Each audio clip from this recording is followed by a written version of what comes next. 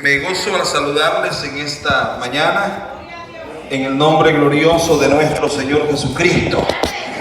Qué bueno verles y estar con ustedes y compartir la palabra del Señor en esta hora.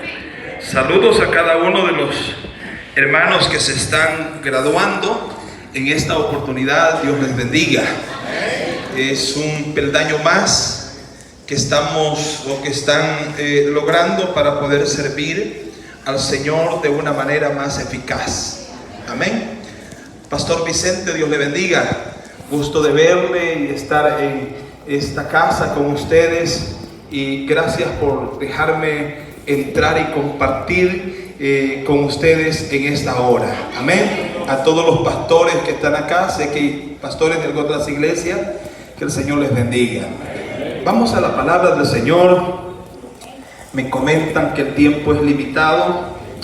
Ya vendrá el tiempo donde vamos a estar con el Señor y nadie nos va a limitar y no va a haber problemas. El kairos de Dios es el tiempo de Dios y va a ser por los siglos de los siglos. Amén. Segunda Timoteo 2:1 y 2. Segunda Timoteo 2:1 y 2. Lo que un estudiante de la Biblia debe saber. Ese es el tema. Lo que un estudiante de la Biblia debe saber. Amén. Tú pues, hijo mío, esfuérzate en la gracia que es en Cristo Jesús. Lo que has oído de mí ante muchos testigos, esto encarga a hombres fieles que sean idóneos para enseñar también a otros. Amén. Solamente puede sentarse. Aleluya. Qué bonito encargo el que le da el apóstol Pablo a Timoteo. Amén.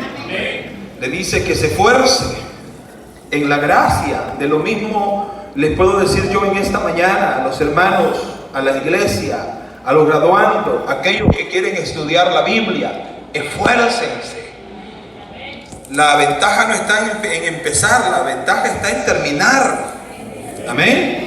Así como nos esforzamos para otras cosas, como dice el apóstol Pablo, así como poníamos antes nuestros miembros para servir al mundo, así dice también hoy, presentemos nuestros cuerpos para servicio de nuestro Dios. Amén. Gloria al Señor. Vamos a hablar en esta mañana sobre algunas generalidades del aprendizaje. Generalidades del aprendizaje. Yo siempre lo he dicho, y esto siempre que estoy en una graduación lo voy a decir: el que deja de aprender pierde el derecho de enseñar. El que deja de aprender pierde el derecho de enseñar. Tenemos que aprender para poder enseñar. Ahora, no solo me refiero a graduarse de un instituto, porque muchos aprenden empíricamente y muchos hermanos son autodidactas, están informándose allí en su casa y en su oficina, están llenándose de la palabra del Señor, y lo importante es que aprendamos de la palabra de Dios. Amén. Que nos llenemos, hermanos, de la palabra del Señor. Así que el que deja de aprender pierde el derecho de enseñar. ¿Se imagina usted, hermano?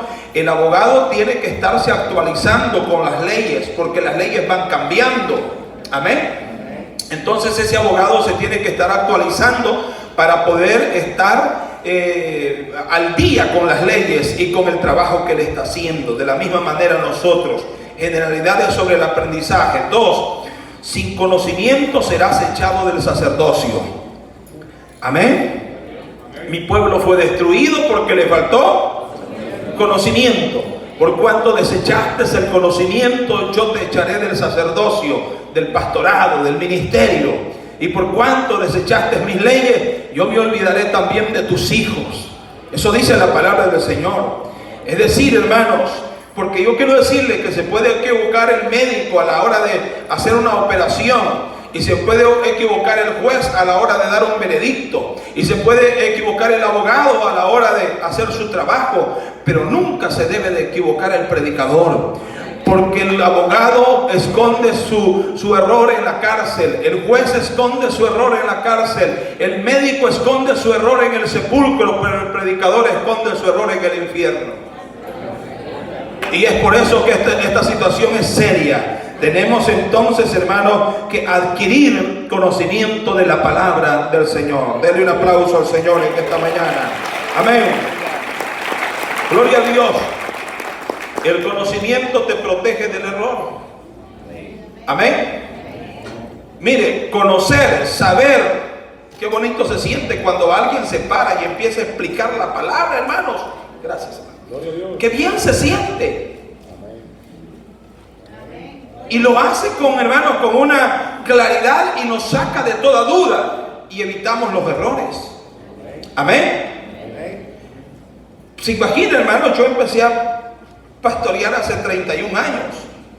Pero hace 31 años, hermanos, yo enseñaba como me enseñaron, porque yo nunca me había metido a un estudio profundo de la palabra del Señor. Ahora me ha tocado que pedirle perdón a los hermanos por algunas cosas, hermanos, que tremendos errores, hermanos, tremendos errores garrafales. Y el conocimiento nos protege, hermanos, del error.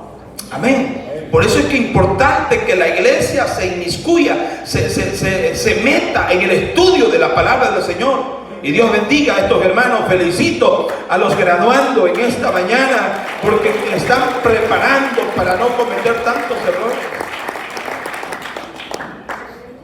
Amén. El conocimiento es importantísimo. Dicen que se les arruinó una vez aquí en Estados Unidos en la máquina de hacer dinero. Y arruinárseles por una semana y sin poder hacer billetes por una semana, estaban afligidos y no hallaban cómo repararla. Pero buscaron a un señor quien vino a reparar esa máquina y solo agarró un tornillo y con un desarmador socó el tornillo y dijo: échenlo a andar. Y empezaron a hacer dinero. Preguntaron: ¿cuánto es, señor? $100. ¿Por poner ese tornillo? Sí, $100. Eso es demasiado caro. Bueno, dijo él, les voy a cobrar $10 por poner el tornillo y $90 por saber dónde iba a poner el tornillo. Esa es la importancia de tener el conocimiento. Denle un aplauso al Señor. La importancia del conocimiento. Amén. Bendito sea el nombre del Señor.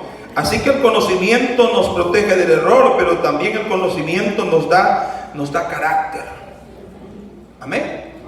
Nos da carácter. El conocimiento cuando usted sabe de que eso es así, usted se mantiene así y tiene su carácter, porque sabe que nadie lo va a mover.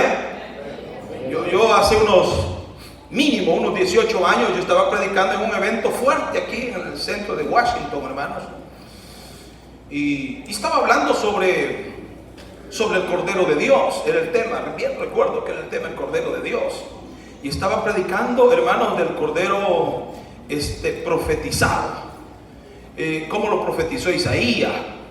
Acerca de su niñez hasta su muerte. Y en su muerte dice: ¿quién ha creído en este anuncio? Y sobre quién se ha manifestado el brazo de Jehová, subirá cual renuevo delante de él, y como raíz de tierra seca, no hay en él hermosura, para que le deseemos, despreciado y desechado entre los hombres, varón de dolores, experimentado en quebranto, y escondimos de él el rostro. Yo les dije, hermanos, a nosotros se nos enseñó que Jesús es bello y blanco y rubio. Amén. Que Jesús es bello, blanco y rubio. Pero esa enseñanza no es cierta. Eso es mentira. Jesús no era bello, blanco y rubio. Y me dice un hermano allá, me gritó: pero así se nos ha enseñado. A mí también, hermano. Pero el problema está, les digo yo, que hay que desaprender para volver a aprender. Y hablábamos con los hermanos de la universidad el mes pasada que desaprender cuesta, ¿cuántas veces cuesta más desaprender? 22 veces. 22 veces cuesta desaprender para volver a aprender. Es decir, que cuesta más desaprender que aprender. Y el hermano me dice: pero yo creo que Jesús es bello, blanco y rubio. Yo también así creía, así me enseñaron. Pero Jesús no era blanco y rubio. Y se lo puedo comprobar con la Biblia. Porque cuando Judas lo entregó, dijo: al que yo besare, ese es. Porque Jesús era confundible entre Pedro, Juan, Andrés, Santiago, Tomás, Judas, Simón, Felipe, Tadeo, Mateo y Bartolomé. Se confundía. Amén. Entonces, al que yo besare, ese es. Porque si Jesús hubiera sido el bello, blanco y rubio, les hubiera dicho: no hay donde perderse. El chele ese es. Ese chele es. Que le gloria al Señor.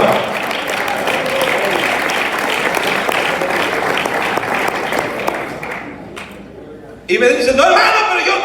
Y hermano, ya me estaba quitando la paciencia. Le digo: hermano, hablamos después del culto, déjeme predicar. Sí, porque me gritaba y había un montón de gente, triple lo que hay ahorita.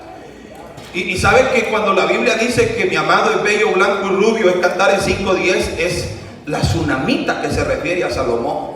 Después le hice un reto de $1000 y le dije: le doy $1000 si usted me consigue un versículo en la Biblia que Jesús es bello, blanco y rubio, señalado entre 10,000. Ese es Salomón, mi hermano. Y eso le da carácter a uno.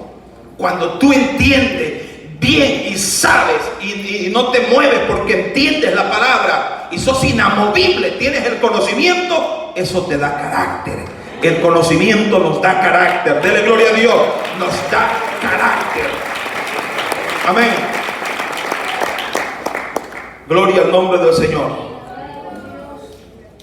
El conocimiento nos ayuda a conocer mejor a nuestro enemigo. ¿Sí? Tenemos un enemigo con quien estamos guerreando todos los días. Peleando todos los días. Todos los días. No, hermano, yo no. Pues dice Adrián Roger que el que no se encuentra con Satanás todos los días es que va caminando del mismo lado de él. Amén. Aquí la Biblia dice que no tenemos lucha contra sangre y carne, sino contra principados, contra potestades, contra los gobernadores de las tinieblas de este siglo, contra huestes espirituales de maldad en las regiones celestes. Y las armas de nuestra milicia no son carnales, sino que son poderosas en Dios para destrucción de fortalezas. Amén. Tenemos un enemigo que hay que pelear. Pero cuando conocemos a través de la Biblia, entendemos que ese enemigo ya está vencido. Lo venció Jesús en la cruz del Calvario. No le tenga miedo al cuero del tigre. Ya Jesús mató al tigre en la cruz del Calvario. Gloria a Dios. ¿Qué es lo que un estudiante de la Biblia debe de saber? En primer lugar, estamos hablando de las generalidades. En primer lugar, debe de ser un buen adorador. Usted es estudiante. Mire, el hecho que sea estudiante no quiere decir que no puede ser un buen adorador. Al contrario, tiene que, al saber más de la Biblia, yo entiendo, hermanos, a través de la Biblia, que cantar es una cosa y adorar es otra cosa. Amén. A Dios se le alaba por lo que ha hecho en nosotros, pero se le adora por lo que Él es. Le adoramos por lo que Él es, por su esencia, por su deidad. ¿Qué es Dios? Dios es espíritu. Dios es eterno. Dios es santo. Dios es bueno. Dios es amor. Dios es infinito. Dele gloria a Dios. Ese es Dios. Esos son sus atributos. Amén. Entonces por eso le adoramos. Cantantes, todos somos cantantes en la iglesia, pero adoradores somos pocos. Y no necesitas de cantar para adorar. Ya le dije que cantar es una alabanza a Dios por lo que ha hecho en nosotros. Pero adorar es, hermanos, reconocer su deidad, reconocer su esencia. Gloria al nombre del Señor. Jesús le dijo a la samaritana en San Juan 4:22: vosotros adoráis lo que sabéis, nosotros adoramos, vosotros adoráis lo que no sabéis, nosotros adoramos lo que sabemos, porque la salvación viene de los judíos. La hora viene y ahora es cuando los verdaderos adoradores adorarán al Padre en espíritu y en verdad, porque también el Padre tales adoradores busca que le adoren. ¿Qué es lo que busca el Padre? Adoradores. ¿Qué quiere el Padre? adoradores. Entre más sepas de la Biblia, aprende a adorar a tu Dios. En una de las clases estábamos viendo uno de estos tardes que estamos dando clases ahí vía Zoom desde El Salvador para la universidad. La perfección de la adoración judía. Sábado pasado fue, ¿verdad? Sábado pasado fue que hablábamos de eso. Se arrodillan, ponen sus dos rodillas, ponen las dos puntas de los pies, ponen los dos codos y ponen su frente. Y adoran de esa manera a Dios, usando 7 partes de su cuerpo. Es la perfección de la adoración. A Dios le puedes adorar en la banca, a Dios le puedes adorar en el cuarto, a Dios le puedes adorar mientras vas manejando, a Dios le puedes adorar mientras estás haciendo las tortillas, hermana. Amén. A Dios adorémosle, exaltémosle. Amén. Un estudiante de la Biblia debe de saber que tiene que ser un buen adorador. Amén. Que no le dé pena, que se meta en alabanza y adoración a su Dios. Número 2. Debe saber o debe ser un mejor orador. ¿Quién le dijo que se tiene que confiar solo a la lectura o al conocimiento? Martín Lutero dijo: haber bien orado es más de la mitad estudiado. Así dijo Martín Lutero. Haber bien orado, dijo, es más de la mitad estudiado. Y no descartamos el conocimiento, es buenísimo, pero también tenemos que hacer la combinación espiritual. Porque hay gente que se cree, hermanos, que porque sabe un montón de pasajes bíblicos y que sabe la hermenéutica y que sabe la homilética, que eso es buenísimo, son herramientas buenas, pero no se olvide tener dependencia de su Dios. No se olvide hablar con su Dios. No se olvide conectarse con su Dios. No se olvide platicar con Dios. Amén. Para un testimonio, yo tenía otro mensaje ya elaborado para esta mañana, y mientras adoraba y alababa esta mañana, el Señor me dio este mensaje. Está fresquito, recién salido del horno. Yo era otro tema el que tenía para predicar, pero Dios me dio esta palabra porque hay que tener dependencia de Dios. Amén. Tenemos que buscar a Dios en oración, mis hermanos. Un estudiante de la Biblia debe de saber que para saber más Biblia y para saber interpretar bien la Biblia, también tiene que estar de rodillas y tiene que hablar con Dios. Amén. Mire que dice la Biblia, 1 Corintios 4:15, que pues oraré con el espíritu, pero oraré también con el entendimiento. Cantaré con el espíritu, pero cantaré también con el entendimiento. Amén. Hay que orar, hay que buscar de Dios, hay que buscar su presencia. Gloria a Dios, en cualquier hora, en cualquier momento, Dios está disponible 24/7. Allí está el Señor. Así que, estudiantes, no piensen que porque ya saben un montón de conceptos y un montón de materias y un montón de cosas, que eso es buenísimo. Yo me intereso por eso, pero también hay que interesarse por la otra parte espiritual, que es la oración. Denle ese aplauso a Dios esta mañana. Amén. 3, me dieron 25 minutos. 3. Un estudiante de la Biblia debe ser un mejor enseñador. ¿Sí? Debe ser un mejor enseñador.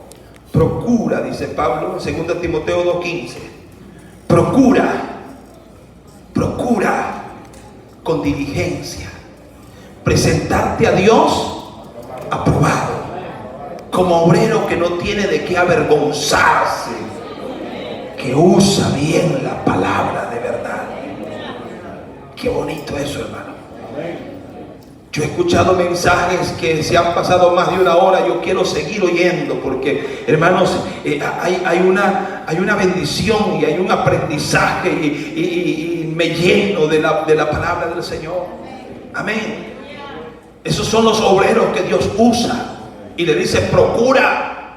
Es decir, no seas haragán. No vayas a enseñar allí donde voy a predicar donde mete el dedo. Eso es de vagos. Discúlpenme la expresión que quizás sea fuerte. Pero eso es de haraganes. Tenemos que ir con diligencia. Procura. Con diligencia. Indaga, investiga. Pregunta a otros que te pueden ayudar si no tienes bien claro el concepto. Pero dije al inicio, no nos podemos dar el lujo de equivocarnos. No podemos dar el lujo de equivocarnos cuando nos ceden el púlpito y dirigirnos a una congregación tan hermosa como esta y enseñarle erróneamente. No podemos. No, Señor. Aquí la palabra del Señor nos manda y nos dice, procura con diligencia presentarte a Dios aprobado. ¿Qué le parece la historia de Guillermo Miller?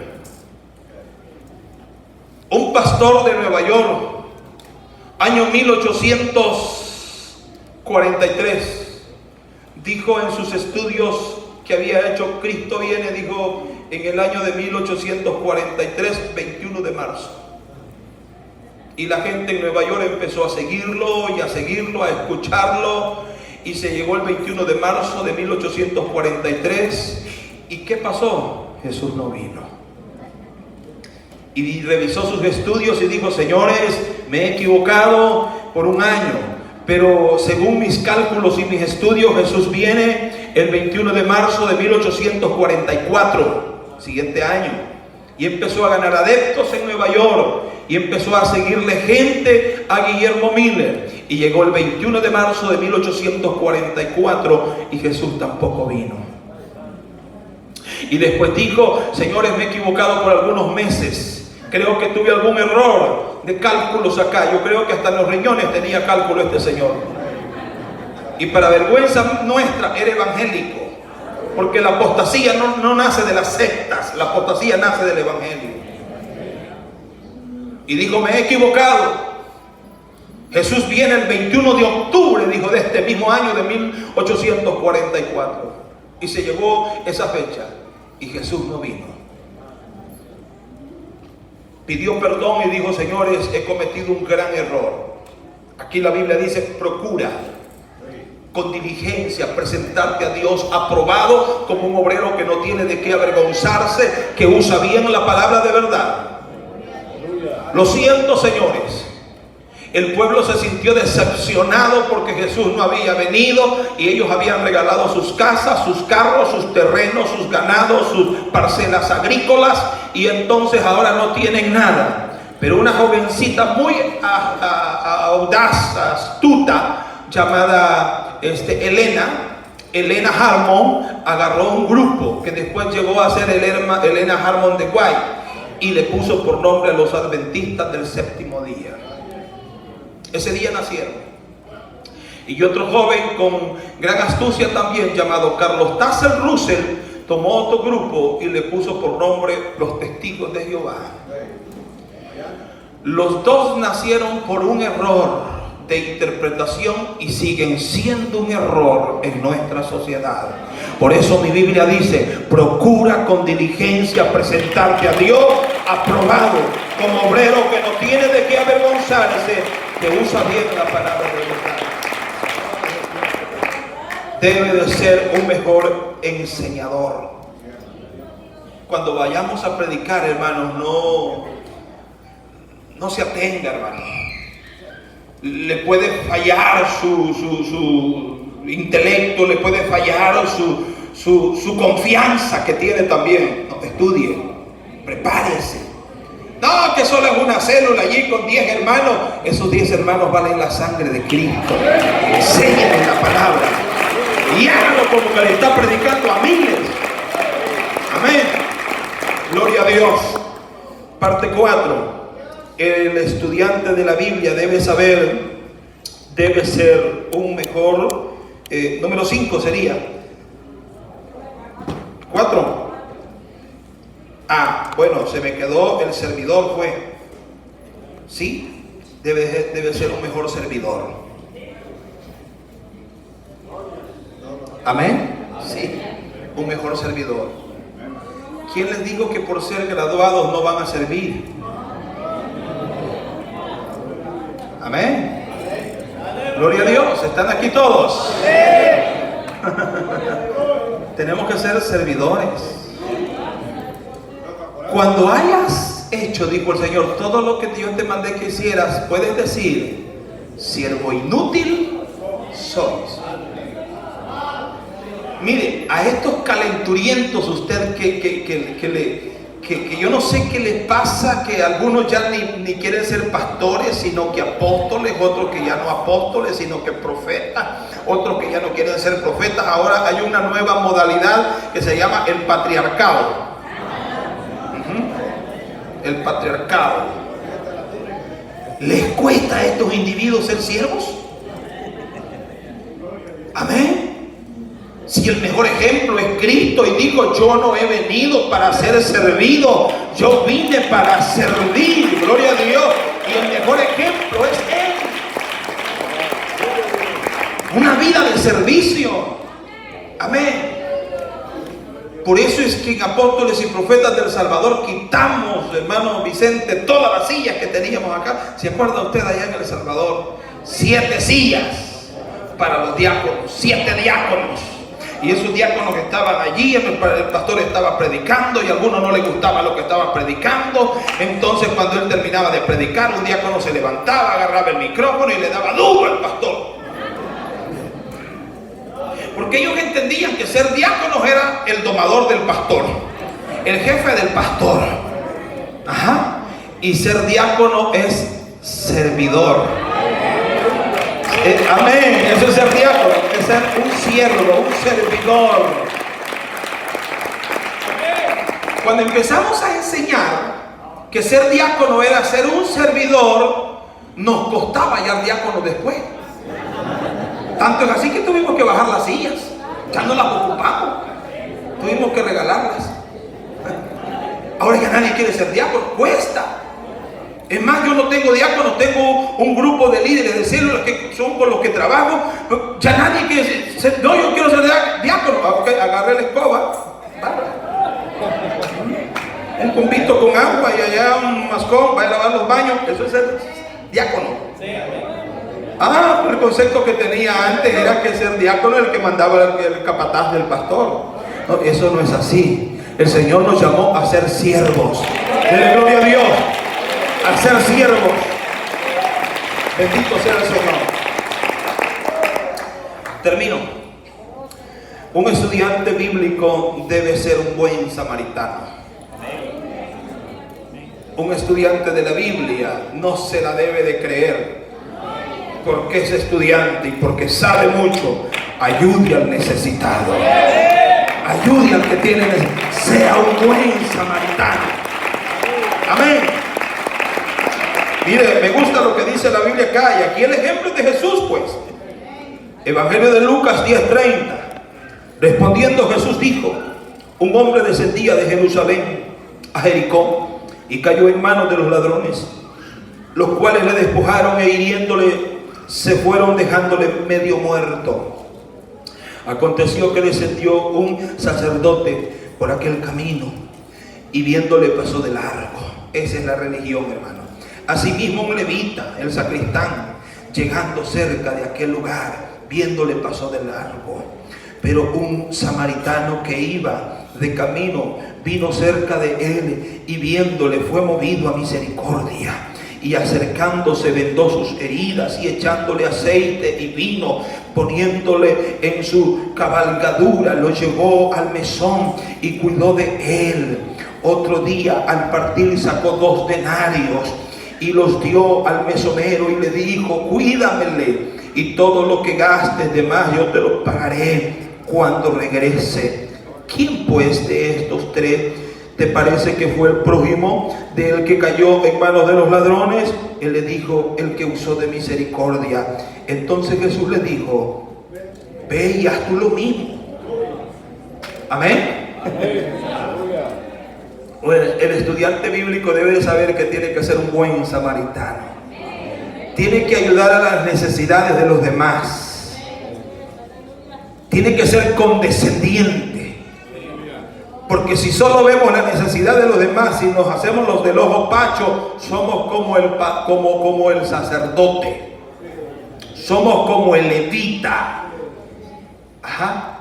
Todo levita, todo sacerdote era levita, pero no todo levita llegaba a ser sacerdote. Amén. Pero sí, todo levita podía ser ayudante de un sacerdote. Y pasó un sacerdote y al ver a aquel que está tirado ahí, dijo: aquí está peligroso. No sé, que la Biblia dice que el sabio de lejos ve el mal y se aparta. Y hasta bíblico se hace. Amén. Me voy, digo. Y cuando pasó el levita, dijo: no, aquí ha de estar difícil, para que no se haya parado el sacerdote. Si no se paró él, ¿por qué lo voy a hacer yo? Es que la religión es cruel, hermanos. Es que la religión es así. Por eso es que el evangelio es una cosa muy diferente a la religión. El evangelio es el poder de Dios. Amén, gloria a Dios, aleluya. Bendito el Señor. Venía el que está medio muerto allí, el que está herido por los ladrones. Cuando vio que venía el sacerdote, dijo: ya la hice. Pero nada, pasó el levita, tal vez este me ayuda, tampoco. Pero venía el samaritano, y quien está tirado allí es un judío. Y judíos y samaritanos no se llevan. Vaya Dios, ahora sí. Este sí me acabó de matar, porque eran enemigos, más de 470 años de ser enemigos. Ahora sí, este es mi fin. Quizás hizo una oración de reconciliación. Quizás le pidió perdón al Señor. Este me va a dejar caer una piedra encima. Y el samaritano se bajó de su cabalgadura, lo levantó, vendó sus heridas con aceite. Todo viajero llevaba aceite en ese tiempo como medicamento, y vendó sus heridas. Lo subió a su caballo, lo llevó al mesón. Esa es la iglesia donde nosotros estamos ahora, recuperándonos, sanando nuestras heridas en este lugar. Habló con el mesonero, que es el Espíritu Santo, y le dejó los 2 denarios, que son los 2 testamentos. Aliméntalo, cuídalo. Amén. Cuídalo. Y si algo más has gastado, yo te lo pago al regreso. Qué actitud de ese buen samaritano. El examen final que Jesús le va a hacer a la iglesia es esa: por cuanto estuve hambriento y me diste de comer, estuve sediento y me diste de beber, estuve desnudo y me vestiste, estuve en la cárcel y me visitaste, estuve enfermo en la cama y fuiste a verme.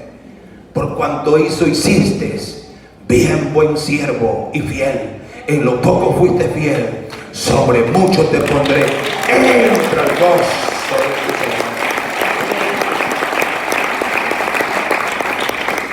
Un estudiante de la Biblia tiene que aprender a ser un buen samaritano. Que el Señor les bendiga a todos.